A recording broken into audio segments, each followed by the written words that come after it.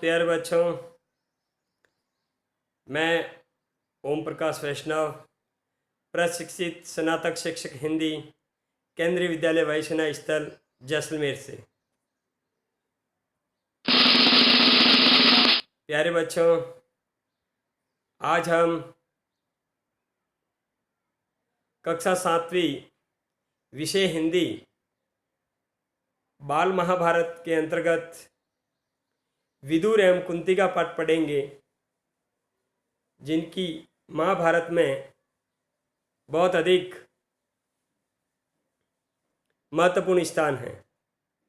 महाभारत का नाम लेते ही ये पंक्तियाँ हमारे मानस पटल पर गुनगुनाने लगती है। यदा यदा हि धर्मस्य ग्लानिर्भवति भारतः अभ्युत्थानं धर्मस्य तदात्मानं सृजाम्यहम्।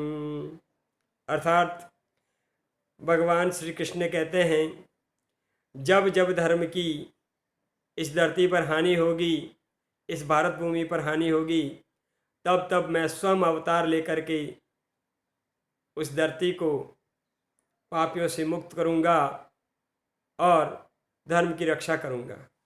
तो आइए आज हम विदुर और कुंती के पाठ में प्रवेश करते हैं।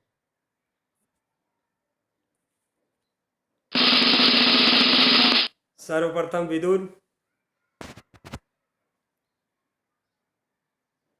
विदुर जी विचित्रवीर्य की रानी अंबालिका के दासी पुत्र थे। विचित्रवीर्य जो भीष्म पितामह के भाई थे, उनकी दो रानियां थी। विचित्रवीर्य जी की दो रानियां थी, अंबिका और अंबालिका। तो विदुर जी का जन्म विचित्रवीर्य की रानी अंबालिका के दासी के कोख से हुए थे, यानी ये दासी पुत्र थे और वे धर्म के अवतार थे। विदुर जी धर्म के एक अवतार के रूप में माने जाते हैं और धर्म और राजनीति के विद्वान थे। विदुर जी जब भी राज्य को जरूरत पड़ी, राजा को जरूरत पड़ी, तो हमेशा धर्म संगत राजनीति की बात करते थे, न्यायपूर्ण बात करते थे। और इसी कारण पितामह भीष्म ने विदुर जी को धृतराष्ट्र का प्रधानमंत्री बना दिया। धृतराष्ट्र हस्तिनापुर के राजा थे और वो आंखों से अंधे थे और विदुर जी को उनका प्रधानमंत्री बना दिया गया। एक बार दुर्योधन ने धृतराष्ट्र जी के सामने एक प्रस्ताव रखा कि हम पांडवों के साथ में जुआ खेल खेलना चाहते हैं। धृतराष्ट्र जी ने इसकी सलाह अपने प्रधानमंत्री विदुर जी से की। विदुर जी ने इस पर स्पष्ट सलाह राजा को दी कि जुआ खेलने से राजवंश का नाश हो सकता है। जुआ राजवंश को शोभा नहीं देता और ये विनाश की जड़ है। अतः हे राजन, आप इस जुआ खेल को रोक दें, जुआ न खेलने दें। लेकिन जैसे ही धृतराष्ट्र जी ने ये बात, विदुर जी की बात को युधिष्ठिर को बताई, युधिष्ठिर को नहीं दुर्योधन को बताई, तो दुर्योधन बड़ा नाराज हुआ और उसने हट पकड़ ली कि कुछ भी हो जाए, मैं जुआ खेल खेलूंगा युधिष्ठिर जी के साथ में। आप युधिष्ठिर जी को न्योता भेजो कि वो मेरे साथ में जुआ खेल खेलें। क्योंकि दुर्योधन की मन की स्थिति हम सबको पता है, हम सब ने महाभारत देखी है। दुर्योधन की नीति अधर्म थी। अतः पुत्र मोह और दुर्योधन की हट के आगे धृतराष्ट्र लाचार हो गए। धृतराष्ट्र को दुर्योधन से बहुत ज़्यादा मोह था और इसी पुत्र मोह के कारण और दुर्योधन की हट के कारण धृतराष्ट्र ने ये निर्णय लिया कि जुए का खेल होगा और युधिष्ठिर को न्योता भेजा जाए। विदुर द्वारा धृतराष्ट्र को विरोध एवं सर्वनाश का कारण बताया। धृतराष्ट्र को खूब समझाया विदुर जी ने कि इससे विरोध बढ़ेगा और सर्वनाश हो जाएगा। विदुर जी ने आगे और भी कहा है बड़ी शानदार पंक्तियों में, धार्तराष्ट्रावनं राजन् व्याघ्र पाण्डु ससुता मता मा छिन्दीस व्याघ्रान् मा व्याघ्रानिंशन बनात। अर्थात हे राजन, आपके पुत्र वन के राजा हैं, आपके पुत्र राजा हैं, आपके पुत्र वन हैं और पांडु उसमें विचरण करने वाले बाघ के समान हैं। अतः अगर बाघ नहीं रहेंगे तो वनों का कोई महत्व नहीं है और वन नहीं रहेंगे तो बाघों का कोई महत्व नहीं है।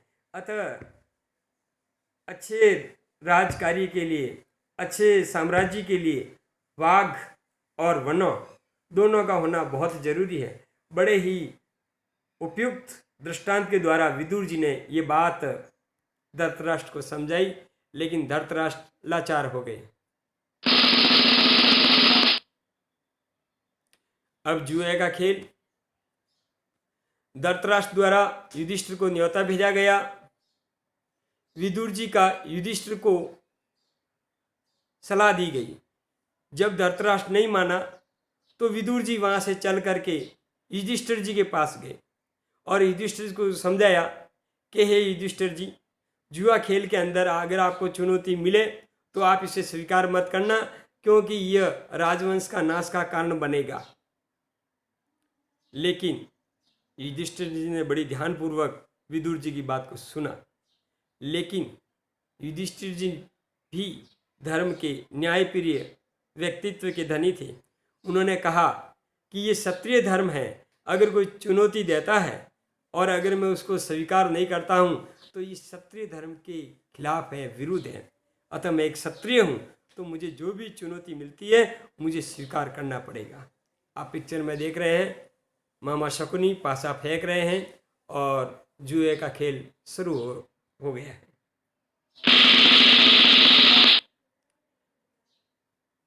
पिक्चर में आप देख रहे हो सामने धृतराष्ट्र जी है और भीष्म पितामह भी सामने दिखाई दे रहे हैं। भीष्म पिता नाराज मुद्रा में दिखाई दे रहे हैं और धृतराष्ट्र जी बड़े दुखी मन से आंसू टपकते हुए इस पिक्चर में बताए गए हैं। भीष्म पिता ने भी धृतराष्ट्र को सलाह दी कि हे राजा, आप विदुर जी की सलाह को मान लो। विदुर जी सही कह रहे हैं, आप जुए के खेल की अनुमति न दें। लेकिन पुत्र मोह में लाचार धृतराष्ट्र कुछ नहीं कर सका।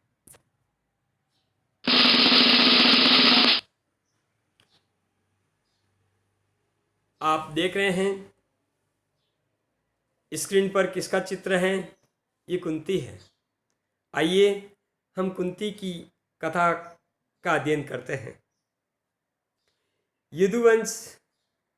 यदुवंशी राजा सूरसेन की पुत्री थी। कुंती कौन थी? यदुवंशी राजा थे सूरसेन, जो श्री कृष्ण के पितामह थे। सूरसेन जी यदुवंशी थे, श्री कृष्ण भी यदुवंशी थे। उन्हीं के राजवंश में पैदा हुए श्री कृष्ण भी, और सूरसेन की पुत्री थी। लेकिन इनके बचपन का नाम प्रथा था। कुंती का बचपन का नाम क्या था? प्रथा। और यदुवंशी राजा सूरसेन ने एक शर्त के मुताबिक अपने फुफेरे भाई कुंती भोज को ये वचन दिया था कि मेरी पुत्री को मैं तुम्हें गोद दे दूंगा। प्रथा यानी बड़ी होकर के जो कुंती के नाम से जानी जाती है, बड़ी गुणवान, बड़ी रूपवान और शीलवान नारी थी। कुंती भोज के यहाँ रहने के कारण प्रथा का नाम कुंती पड़ गया। प्रथा का नाम कुंती कैसे पड़ा? क्योंकि ये कुंती भोज के वहाँ रहने लगी और धीरे धीरे इसका नाम कुंती पड़ गया। यही कुंती बड़ी होने पर पांडु को पति के रूप में वर्ण करेगी और महाभारत कुरु वंश की महारानी बनेगी।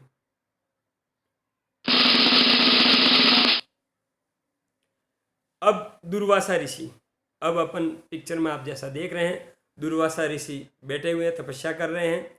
एक बार क्या हुआ, दुर्वासा ऋषि कुंती भोज के यहाँ कुछ समय बिताने के लिए आए। दुर्वासा ऋषि कुछ समय तक कुंती भोज के वहाँ रहे और इस प्रवास के दौरान कुंती ने उनकी खूब सेवा की। दुर्वासा ऋषि जी की खूब सेवा की कुंती ने, और दुर्वासा ऋषि जी प्रसन्न हो गए और उन्होंने कुंती को एक वचन दे दिया, वरदान दे दिया। खुश होकर के दुर्वासा ऋषि ने कुंती को एक वरदान दे दिया और कहा कि जाओ बेटी, जिस देवता का तुम ध्यान करोगी वैसा ही पुत्र तुम्हें पैदा होगा। जिस देवता का भी तुम ध्यान करोगी वैसा ही देवता का प्रतिरूप, बलशाली, गुणवान, उसी रूप का आपको पुत्र प्राप्त होगा। कुंवारी कुंती ने परीक्षा के लिए सूर्य का ध्यान किया। वरदान तो दे दिया दुर्वासा ऋषि जी ने, लेकिन कुंती ने कहा अब ये सही है गलत है, क्या बात है, इसकी परीक्षा ले लेते हैं। किशोर अवस्था थी, उन्होंने कहा चलो परीक्षा ले लेते हैं। कुंती ने सुबह स्नान करके उगते हुए सूर्य, जो बड़ा ही सुंदर दिखाई दे रहा था, सूर्य का ध्यान किया। सूर्य के ध्यान करते ही अपन क्या देखते हैं, जैसे ही सूर्य का ध्यान किया तो सूर्यदेव प्रकट हो गए। आप ऊपर वाले पिक्चर में देख रहे हैं कि कुंती बैठी हुई है और सामने सूर्य भगवान स्वयं प्रकट हो गए और उन्होंने कहा कि बोलो कुंती, मैं तुम्हारी क्या सेवा कर सकता हूँ। कुंती डर गई, लेकिन दुर्वासा ऋषि जी का वरदान था और उन्होंने कहा कि अब मेरे समान आपके पुत्र पैदा होगा। और इतना कहते ही सूर्यदेव गायब हो गए। देखते ही देखते कवच कुंडल सहित सूर्यपुत्र कर्ण का जन्म हुआ। कुंती के कान से कर्ण का उत्पन्न होना। लोक निंदा के डर से कुंती डर गई कि मैं तो अभी अविवाहित हूं और ये बालक, ये कैसे संभव है।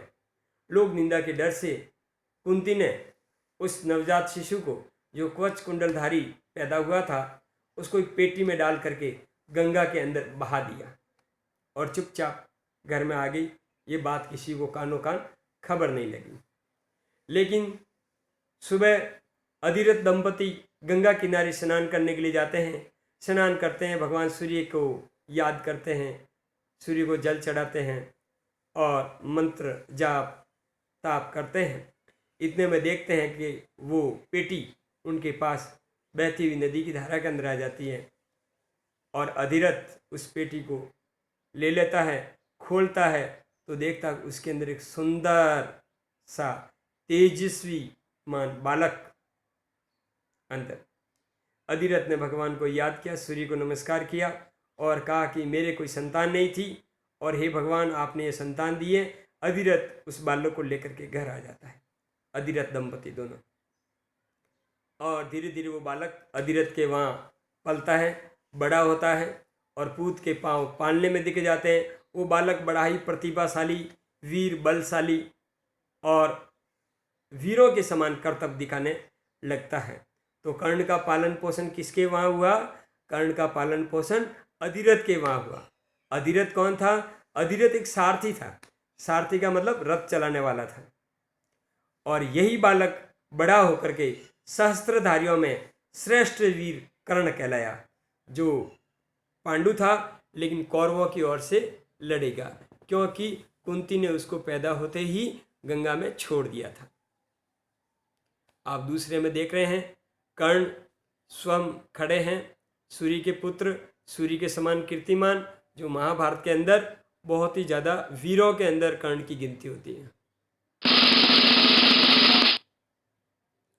आगे अपन चलते हैं महाभारत की कथा के अंदर। पांडु, जैसा कि आप पिक्चर में देख रहे हैं, पांडु बीच में खड़े हैं और उनके पास में दोनों तरफ एक इधर युवती है, एक इधर युवती है। ये पांडु की दोनों पत्नियां हैं। कुंती ने पांडु को स्वयंवर में वरण कर लिया था पति के रूप में। पांडु का दूसरा विवाह मद्र राज की कन्या माद्री से हुआ। तो पांडु के दो पत्नियां, एक कुंती और दूसरी माद्री। एक बार क्या हुआ, पांडु शिकार करने के लिए जंगल में शिकार खेल रहे थे शिकार खेलते खेलते एक हिरण दंपति, हिरण और हिरणी दोनों वहाँ पर कुलाचे भरते हुए विहार कर रहे थे। वो हिरण के वेश में, हिरण के रूप में ऋषि दंपति थे। ऋषि दंपति ने हिरण का रूप करके वहाँ जंगल में विहार कर रहे थे। पांडु को इसका पता नहीं लगा और पांडु ने उनके ऊपर तीर तान लिया और उस तीर के प्रहार से हिरण की मौत हो गई। लेकिन वो हिरण नहीं था, वो ऋषि दंपति थे और ऋषि दंपति ने मरते मरते पांडु को श्राप दे दिया। पांडु ने हिरण को मार दिया तो ऋषि ने श्राप दिया कि जिस प्रकार मैं और मेरी पत्नी विहार करते हुए, इस वन में विहार करते हुए तुम्हारे कारण, बिना कारण हम मौत के मुंह में जा रहे हैं, ठीक उसी प्रकार ये मेरा श्राप है कि तू भी जब अपनी पत्नी के साथ विहार करेगा तो तेरी मौत हो जाएगी। पांडु बड़ा दुखी हुआ और पांडु ने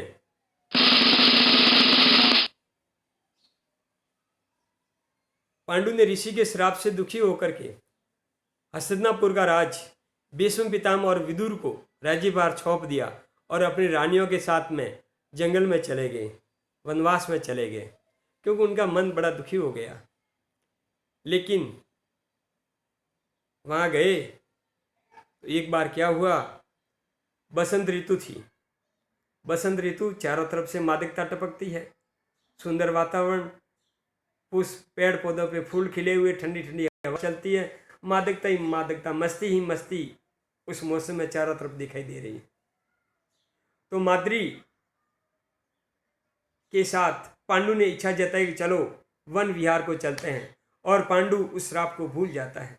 जब माद्री और पांडु वन विहार को जाते हैं तो ऋषि के श्राप के अनुसार पांडु की मौत हो जाती है। माद्री बड़ी दुखी होती है और कहती है ये मेरे कारण हुआ है, इस मौत का कारण, मेरे पति के मौत का कारण मैं हूँ।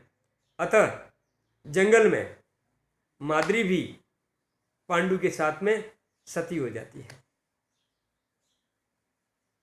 और जब ये बात कुंती को पता लगती, कुंती भी जंगल में ही थी और उनके 5 जो बेटे थे, क्योंकि दुर्वासा ऋषि जी ने वरदान दिया था कि देवताओं के स्मरण करने से इनको, यानी पांडु की पुत्रियों को पुत्र प्राप्त होंगे, तो उसी प्रकार देवताओं के रूप में जंगल के अंदर माद्री और कुंती के 5 पुत्रों को जन्म दिया था। वही आगे चल करके पांडु कहलाए थे। अब कुंती ने पति पांडु और पांडु की पत्नी माद्री का अंतिम संस्कार करके कुंती अपने 5 पुत्रों को लेकर के हस्तिनापुर की तरफ प्रस्थान करती है। आप जैसा कि पिक्चर में देख रहे हैं, 5 पांडव हैं और कुंती इनको लेकर के हस्तिनापुर की तरफ जा रही हैं। अब अपन शांतनु के बाद कुरुवंश का क्रम पढ़ेंगे कि कुरुवंश में शांतनु के बाद में कौन कौन से राजा हुए, क्या हुआ, इनके बारे में अध्ययन करेंगे। सबसे पहले हस्तिनापुर का राजा शांतनु था। शांतनु ने सर्वप्रथम गंगा से शादी की। गंगा के किनारे, जैसा कि अपन ने पढ़ा था, गंगा एक सुंदर युवती के रूप में थी। तो शांतनु मोहित हो गया, उन्होंने कहा मैं आपके साथ शादी करना चाहता हूँ। गंगा ने एक शर्त रखी, जैसा अपन पहले पढ़ चुके हैं कि मैं मेरी इच्छा अनुसार काम करूँगी, आप बीच में नहीं बोलोगे, अगर आपने मेरे को टोका टोकी किया तो अपनी शर्त खत्म हो जाएगी। शांतनु ने कहा ठीक है। शांतनु और गंगा की शादी हो गई। तो जैसे ही गंगा से पुत्र उत्पन्न होता, गंगा उसको लेकर के गंगा में बहा देती। शांतनु से देखा नहीं गया, एक एक करके 7 पुत्र को गंगा ने नदी में बहा दिए। 8वें पुत्र को जैसे ही बहाने ले जाने लगी तो शांतनु ने रोक दिया। तो गंगा ने कहा आपका और मेरा वचन पूरा हो गया, लेकिन इस बालक को मैं पाल पोस के आपको वापस दूंगी, और यही बालक देवव्रत, जो आगे महाभारत के अंदर भीष्म पितामह के नाम से जाना जाएगा, ब्रह्मचारी। दूसरी शादी सत्यवती से की थी। सत्यवती केवटराज की पुत्री थी और उन्होंने कहा था कि मेरी कोख से उत्पन्न बालक ही हस्तिनापुर की राजगद्दी पे बैठेगा, इसलिए देवव्रत आजन्म कुंवारे रहने की प्रतिज्ञा की थी, इसलिए वो भीष्म पितामह कहलाए। सत्यवती से 2 पुत्र उत्पन्न हुए, चित्रगंधा और विचित्रवीर्य। चित्रगंध बहुत कम समय तक जीवित रहे, उनकी मौत हो गई। उसके बाद में विचित्रवीर्य राजा बनते हैं और उनकी 2 रानियां होती है, अंबिका और अंबालिका। काशीराज की 3 कन्याएं होती हैं, अंबा, अंबिका, अंबालिका, जिसको देवव्रत यानी भीष्म पितामह स्वयंवर से उठा के लेके आ जाते हैं अपने भाई विचित्रवीर्य के लिए। तो अंबिका और अंबालिका से तो विचित्रवीर्य शादी कर लेते हैं, लेकिन अंबा कहते हैं कि मैंने तो साल्व को अपना पति स्वीकार कर लिया है। सौभ देश का साल्व राजा साल्व मना कर देता है कि नहीं, मैं तुम्हें पत्नी नहीं बनूंगा, क्योंकि भीष्म तुम्हें उठा के लेके गए, मैं भीष्म से हार गया हूँ। भीष्म से शादी की बात करते हैं तो भीष्म कहता नहीं, मैंने तो प्रतिज्ञा कर रखी है, मैं शादी नहीं करूँगा। अतः वही अंबा शिखंड अगले जन्म में शिखंडी बन करके भीष्म पितामह के मौत का कारण बनती है। तो विचित्रवीर्य की 2 रानियां अंबिका और अंबालिका से धृतराष्ट्र पैदा हुए और अंबालिका से पांडु पैदा हुए। धृतराष्ट्र से कौरव पैदा हुए और पांडु से पांडव पैदा हुए, और इन्हीं कौरवों और पांडवों के बीच में महाभारत का युद्ध चला और यही महाभारत इतिहास में प्रसिद्ध हो गई। अब अपन मूल्यांकन के कार्य करेंगे। पहला प्रश्न, विदुर कौन थे? बहुत सरल है। विदुर किस क्षेत्र में विद्वान थे? वो राजनीति और आपको पता है ना, राजनीति और धर्म के क्षेत्र में विद्वान थे। धृतराष्ट्र के दरबार में विदुर किस पद पर थे? प्रधानमंत्री थे। जुआ के खेल में विदुर ने क्या सलाह दी? इससे राजवंश का नाश होगा, इससे बचना चाहिए, विरोध की भावना बढ़ेगी। विदुर की सलाह को राजा ने क्यों नहीं माना? पुत्र मोह के कारण नहीं माना। युधिष्ठिर को विदुर ने क्या सीख दी कि अगर कोई चुनौती मिलती है तो मैं स्वीकार नहीं कर सकता हूं, क्योंकि ये क्षत्रिय धर्म के खिलाफ है। युधिष्ठिर ने विदुर को क्या कहा, ये मैंने बता दिया। युधिष्ठिर को विदुर ने क्या कहा? विदुर ने कहा था कि आप ये युद्ध और आप ये चुनौती स्वीकार मत करना, जुआ मत खेलना। प्रथा किसकी पुत्र थी? प्रथा युधिवंशी राजा सूरसेन की पुत्र थी। प्रथा का नाम कुंती कैसे पड़ा? प्रथा जब कुंती भोज के वहाँ रहने लगी तो उसका नाम कुंती पड़ गया। दुर्वासा ऋषि ने कुंती को क्या वरदान दिया कि तुम जिस देवता का ध्यान धरोगी वैसा ही तुम्हें पुत्र मिलेगा।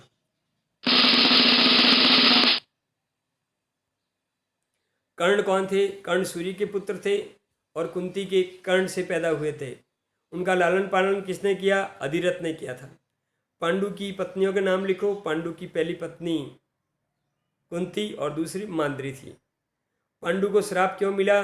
क्योंकि पांडु ने हिरण के रूप में ऋषि दंपति का शिकार कर लिया था। पांडु की मृत्यु कैसे हुई? जब पांडु वन में माद्री के साथ वन विहार कर रहा था तो ऋषि श्राप के कारण उनकी मृत्यु हो गई। माद्री पति के साथ सती क्यों हो गई? क्योंकि पति की मृत्यु का कारण माद्री ने अपने स्वयं को माना, इसलिए उन्होंने कहा मुझे जीवित रहने का कोई अधिकार नहीं है, मेरे कारण मेरे पति की मृत्यु हुई, अतः मैं सती हो जाऊंगी। कुंती ने पति की मौत के पश्चात क्या किया? कुंती ने अपने पति की मौत के पश्चात अपने 5 पुत्रों पांडवों को लेकर के हस्तिनापुर भीष्म पितामह और विदुर के पास चली गई। सत्यवती एवं पांडु से क्या संबंध थे? सत्यवती दादी थी और पांडु उसका पोता था। 5 पांडवों का जन्म कहाँ पर हुआ? 5 पांडवों का जन्म जंगल में हुआ था, वन में हुआ था। ऋषि दंपति किस रूप में विहार कर रहे थे? ऋषि दंपति हिरण के रूप में विहार कर रहे थे। शांतनु के बाद कुरुवंश का क्रम लिखो, जैसा कि आपको अंतिम स्लाइड में बताया जा चुका है। इस क्रम को आप याद कीजिए और लिखिए, और इन सभी प्रश्नों को ध्यानपूर्वक लिखना है आपको। जो समझ में नहीं आया आप पूछ सकते हो। आपका बहुत बहुत धन्यवाद। इस काम को सीखें और रामायण से, महाभारत से मिलने वाली शिक्षा को अपने जीवन में उतारें। जय हिंद, जय भारत।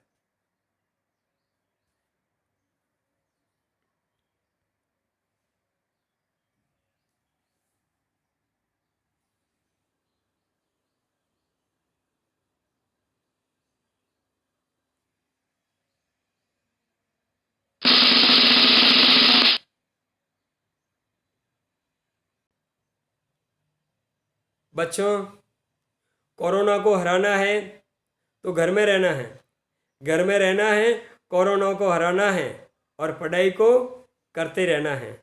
धन्यवाद। जय हिंद, जय भारत।